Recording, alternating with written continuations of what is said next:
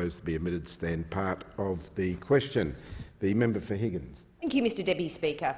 As a working mother of four, I am acutely aware of the pressures working families face every day. It can feel like there just isn't much time to focus on anything other than supporting our families. Childcare has rightly been a chief concern for working families during the COVID-19 pandemic. At the same time, Australia's COVID-19 economic recovery depends on working families being able to return to the workforce, and our government is committed to increasing workforce participation, especially amongst women. In order to do this, we need a strong and resilient economy that works for families. That is why the Morrison government has been and continues to be committed to affordable and accessible childcare before, during and after the COVID-19 pandemic. Mr Deputy Speaker, this bill is about ensuring continuity and clarity for Australian families while also future-proofing the childcare sector. Mr Deputy Speaker, there are three aspects to this bill I would like to address. Firstly, this bill will ensure business continuity payments are payable during emergencies and disasters. Few could have predicted the worldwide upheaval of the COVID pandemic last year, Mr Deputy Speaker. Although we hope to never witness a global event of its nature again in our lifetimes, we must learn from the experience and put worst-case scenario protections in place. Indeed, we should take what we have done well in this pandemic and create a safety net in the case of future disasters or emergencies. This legislation has a view to the future and will look to safeguard the sector in the case of a future large-scale disaster or emergency. Under the Early Childhood Education and Care Relief Package announced by the Morrison government at the start of the pandemic last year, payment of the childcare subsidy and additional childcare subsidy were suspended, and in their place, approved providers were paid amounts of business continuity payments. The bill allows the Secretary to make payments of business continuity payments where a childcare service has been adversely affected by an emergency or disaster that may occur in the future. Of course, Mr Deputy Speaker, we hope, we pray there won't be future disasters or emergencies, but this is humanity, and we know that there could be another pandemic around the corner and disasters are an ever-present threat. This bill will allow business continuity payments to be paid instead of or alongside of CCS payments. Secondly, this bill will enable the extension of the first deadline for 2018-2019 and taxable income reconciliation able to occur after the second deadline.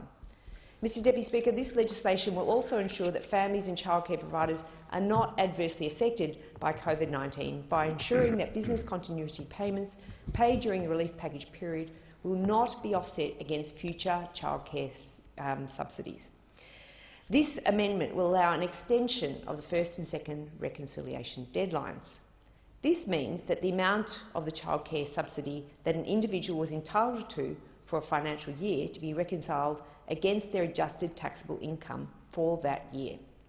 This will assist families who are unable to meet their tax return lodgement requirements on time due to the COVID-19 pandemic. Now, Mr Deputy Speaker, I had a number of constituents who had this very problem and who came to me seeking support with how to deal with this very issue. Thirdly, Mr Deputy Speaker, this bill addresses the legal consequences of the relief package. The sudden onset of the COVID-19 pandemic saw legislation developed and passed at record speed. And I will say, Mr Deputy Speaker, that it is a sign of a competent and mature government that the changes that were required to provide support through not just the childcare sector, but the full economy were on display. And I'm very proud of the Morrison government and its executive for the work that is done. And we have here in the chamber today the Assistant Treasurer, who was very central to that very important suite of changes that were made at record speed. Australians can feel confident and secure in the knowledge that they have a mature, dependable and reliable government at the helm during a crisis. As we emerge from the pandemic, it is necessary to address some of the legal consequences of this legislation, as we are doing here today. For example, there is now concern that a legal challenge could result in individuals being entitled to CCS during the COVID-19 relief package period, resulting in doubling up of government assistance. Now, Mr Deputy Speaker, we know that it's important that taxpayers' money is properly distributed and that we don't have problems such as this. This legislation amends the Family Assistance Law to minimise the risk of legal challenge. Another tweak we are making to the legislation is about concerns regarding the automatic cessation of enrolments. Currently, a child's enrolment automatically ceases after 14 weeks of non-attendance, and absences claimed in that period may give rise to debts when the enrolment ceases. We are making amendments here to avoid the raising of debts due to a child being unable to attend care during the period of the relief package. Now, Mr Deputy Speaker, I know this is a problem because in our home state of Victoria, there were lengthy lockdowns where children were unable to attend childcare providers for months at a time. So it is important that we are able to make changes to this legislation were this to happen again.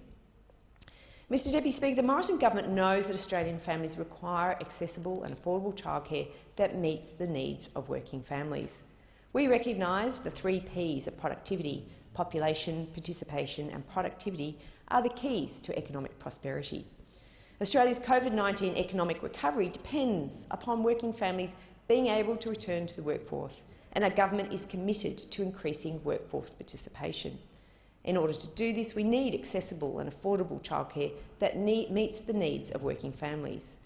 We know childcare is critical for lifting female workforce participation. I know this very personally, being a working mother of 4, but I hear it so often from my constituents. Pre-COVID, women's workforce participation had risen from 58.7% in September 2013, when this government came to power, to 61.6% in January 2020, among the best rates in the world. However, as a result of COVID-19, female participation fell to 57.5% in May 2020. This is very concerning.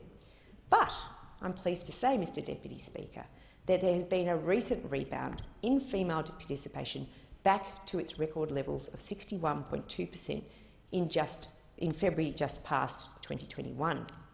This is an almost complete return of our female participation to the workforce, and this is something to be celebrated and acknowledged because it's a very important factor in regards to our economic recovery.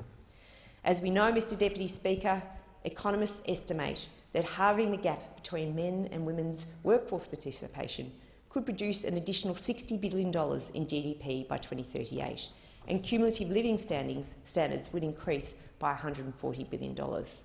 It is true that women play a very important role in productivity and participation in our economy, and that we need to continue to support women all along the way. And I'd like to make a special note of the Women's Economic Security Statement that was introduced inaugurally by the Minister for Women and previous member for Higgins, the Honourable Kelly O'Dwyer, and for her work in supporting women in the workplace. In particular, Mr Deputy Speaker, the Morrison government is committed to seeing more women in high-skilled, high-paying jobs, and that includes non-traditional industries such as modern manufacturing. And we're hearing from the Minister for Science, Industry, Science and Technology, the Honourable Karen Andrews, and the work that she's doing in helping to activate our modern manufacturing industry and sectors that will have good jobs for women. That is why we are also investing heavily in women in STEM programs. It means that women can get into high-paid jobs, and that means that we have a more productive economy. It means that affordable and accessible childcare is more critical than ever. Indeed, childcare and workforce participation are natural complements. Mr Deputy Speaker, the Morrison government has been and remains committed to affordable and accessible childcare. That is why the 2020 to 2021 budget saw a record $9.2 billion in childcare subsidy payments, and that will continue to grow to $10.7 billion in coming years. That is a huge investment in women getting back into the workplace. The Morrison government has also extended the relaxed activity test requirements for all Australian families through to April 4th, 2021. This means they can continue to receive the same level of subsidised care as before the pandemic.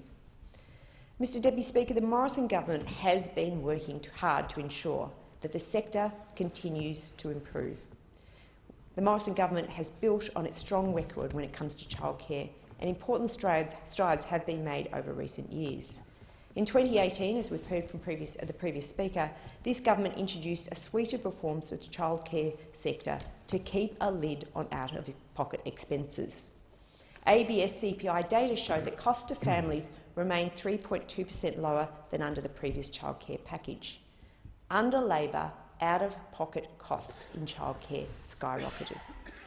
It was under this government, and thanks to these reforms, that we have had a lid put onto the out-of-pocket costs, and we've had increased workforce participation for women.